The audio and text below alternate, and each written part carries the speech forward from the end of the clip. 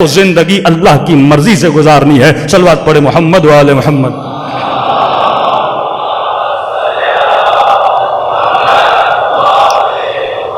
وَأَجِّلْ فَرْجَهُمْ. بڑی تیزی سے معاشرے کو تباہ و برباد کیا جا رہا ہے. میں نے کہا پوری دنیا میں more than 7 بلین 7 ارب لوگ ہیں، اس میں صرف 1.5 ارب مسلمان ہیں اور اس میں تقریباً 350 ملین شیعہ ہیں. تو یہ کس کی ذمہ داری ہے؟ دنیا کو سدھارنا، نظام امام کو نافذ کرنا، یہ ہر شیعہ فرد کی ذمہ داری ہے. لیکن ہم نے اس میں بڑی کوتاہی کی ہے کیونکہ ہمارے وجود میں صفت تسلیم نہیں ہے. اب کہا کہ آخری زمانے میں دین کپڑا بن جائے گا، جس کو جتنا پسند ہے کاٹ کے لے جائے گا. یا رسول اللہ، مومن کی مثال کیسی ہوتی ہے؟ مومن کس طرح ہوتا ہے؟ فرمایا دین ہے پانی کی طرح، کپڑے کی طرح نہیں. اور مومن بھی پانی کی طرح ہو جاتا ہے. کیسے؟ یہ پانی گلاس کے اندر ہے، پانی کو گلاس میں ڈالو شیپ گلاس جیسا بن جاتا ہے، پانی کو بالٹی میں ڈالو شیپ بالٹی جیسا بن جاتا ہے، پانی کو بوتل میں ڈالو شیپ بوتل جیسا بن جاتا ہے. فرمایا دین کو کپڑا نہ بناؤ. مومن پانی کی طرح ہوتا ہے، جب دین میں جاتا ہے تو اپنی شکل دین جیسی بنا دیتا ہے. دین کو اپنے جیسا بناتا نہیں ہے بلکہ خود دین جیسا بن جاتا ہے. وَسَلِّمُوا تسلیمہ کا مطلب یہ ہے. تو پہلی صفت ہم نے کہا صفت ثبات، استقامت مومن کے اندر ہونی چاہیے. اگر استقامت نہیں، دنیا کی کوئی فوج آپ کو لینے کے لیے تیار نہیں ہوگی کہ ایک گولی سنی اور بندہ وہیں سے بھاگ کے چلا گیا. استقامت ہونی چاہیے. المؤمن کا جبل الراسخ، مومن مچھر کی طرح نہیں ہوتا. آج لبرلزم کی ہوا لگی تو وہاں چلا گیا، کل سیکولرزم کی ہوا لگی تو وہاں چلا گیا، 10 دن حسین کی مجلس میں آیا تو دیندار بن گیا، محرم جیسے ختم ہوا پھر کہیں کی اور کی ہوا لگی تو وہاں چلا گیا. فرما نہیں، مومن کے اندر کیا ہوتی ہے؟ استقامت. استقامت کے بعد اس کے اندر صفت تسلیم ہوتی ہے. جو اللہ نے کہا سر خم تسلیم کرتا ہے، جو حدیث نے کہا سر خم تسلیم کرتا ہے. یہ حامل تقوی الہی ہوتا ہے. جب یہ روڈوں پہ چلتا ہے تو خوف خدا کو رکھ کے چلتا ہے کہ میرا خدا مجھے دیکھ رہا ہے، کہیں ایسا نہ ہو کہ میں کوئی غلطی کر دوں. تیسری صفت جو میں نے کل بتائی تسلیم کے بعد، وہ ہے صفت ادب. اب اگر اس میں ادب نہیں ہے، بے ادب محروم از لطف رب. اگر ادب نہیں تو یہ عباس صفت نہیں بن سکتا. غازی عباس کیوں بنے؟ صفت ادب کی وجہ سے. بھائی تو اور بھی تھے، یہ نہیں الیاذ باللہ دوسرے بھائیوں میں ادب نہیں تھا، لیکن عباس اوج ادب تھے، ادب کی بلندیوں پر تھے. یہ مراتب ہوتے ہیں. دیکھیے شریعت آپ کو منیمم بتاتی ہے، اخلاق آپ کو میکسیمم بتاتا ہے. یہ بھی ایک بہت بڑا ایشو ہے. اب پاکستان میں ابھی تک نہیں آیا، ویسٹرن سوسائٹیز میں بہت زیادہ ہے کہ اکثر لوگ یہ پوچھتے ہیں کہ مولانا مثلا شرعی حجاب کیا ہے؟ ہاں، آج تک تو کوئی شرعی حجاب بھی نہیں کرتا. ایک ہوتا ہے شرعی حجاب. کیا ہے شرعی حجاب؟ وہی ہے جو بندہ نماز میں کرتا ہے، کلائیوں تک پاؤں، شلواریں بالکل نیچے ہوں، ٹخنوں سے نیچے ہوں، شرعی حجاب ہے.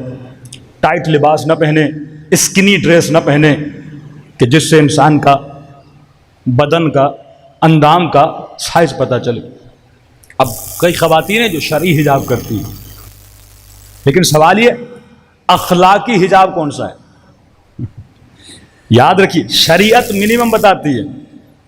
ہاں اب میں نے کسی سے پوچھا، میں نے کہا اگر کوئی بندہ ٹی شرٹ پہنے، کوئی مولانا ٹی شرٹ پہنے ہاں اور شورٹس پہن کے روڈ پہ چلے تو آپ کو برا کیوں لگتا ہے؟ اب وہ بول سکتا ہے شرعاً تو میں حرام نہیں کر رہا، میں شرعی طور پہ چل رہا ہوں. لیکن آپ بولو کہ نہیں مولانا اخلاقاً برا ہے. کئی چیزیں شرعاً صحیح ہوتی ہیں، اخلاقاً بری ہوتی ہیں. ہمیں اگر سلمان بننا ہے تو اخلاق کی بلندیوں پہ آنا ہے. بُعِثْتُ لِأُتَمِّمَ مَكَارِمَ الْأَخْلَاقِ.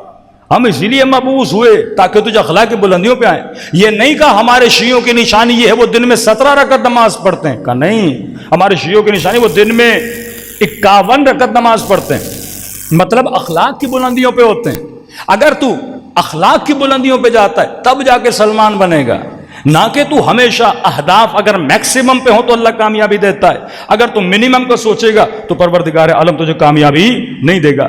ادب کی صفت اگر نہ ہو، ادب کا ایک چھوٹے سے چھوٹا لیول ہوتا ہے، ایک انسان ہائی لیول پہ چلا جاتا ہے.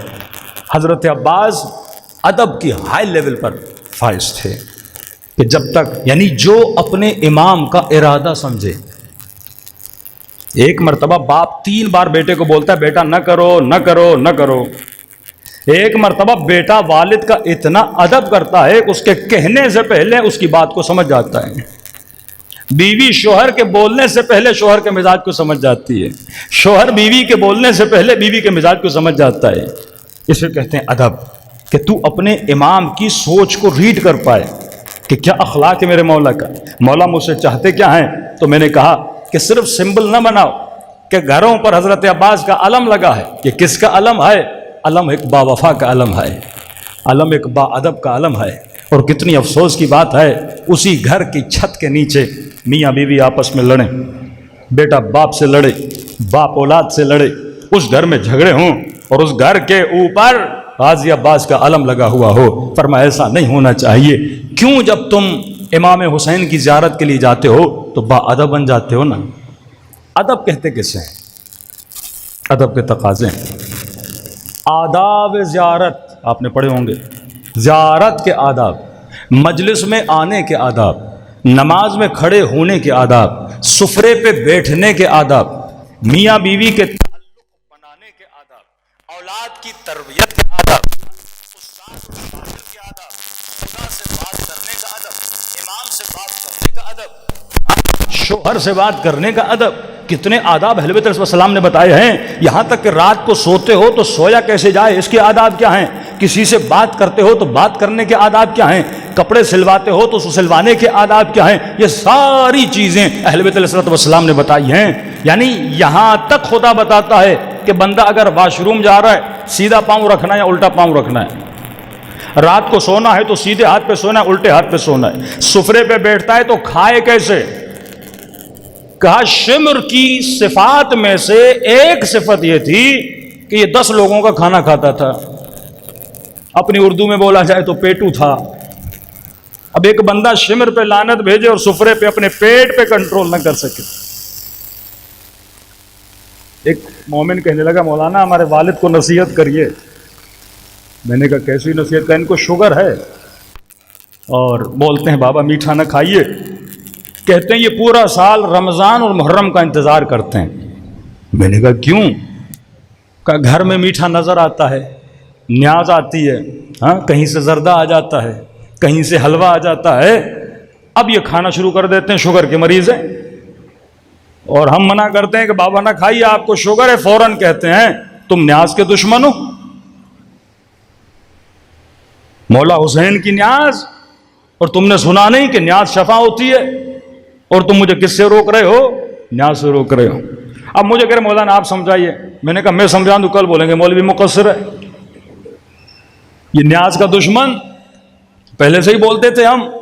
اب یہ کہہ رہا نیاز نہیں کھاؤ بیمار ہو جاؤ گے، نیاز میں شفا ہے. تو میں نے کہا دیکھو تمہارا نفس کتنا بدبخت ہے، وہ تیرا پیٹ بھی بھر رہا ہے تو نیاز کے نام سے. میں نے کہا مومن کس نے کہا نیاز شفا نہیں ہے؟ مولا کی نیاز شفا ہوتی ہے، وہ میٹھی ہو یا نمکین ہو. لیکن یہ بتا امام حسین نے تجھے یہ کب کہا تو پیارا پورا پیالہ کھائے گا تو شفا ملے گی؟ تو نیاز کی نیت سے نہیں کھا رہا، تو نفس کو راضی کرنے کے لیے کھا رہا ہے.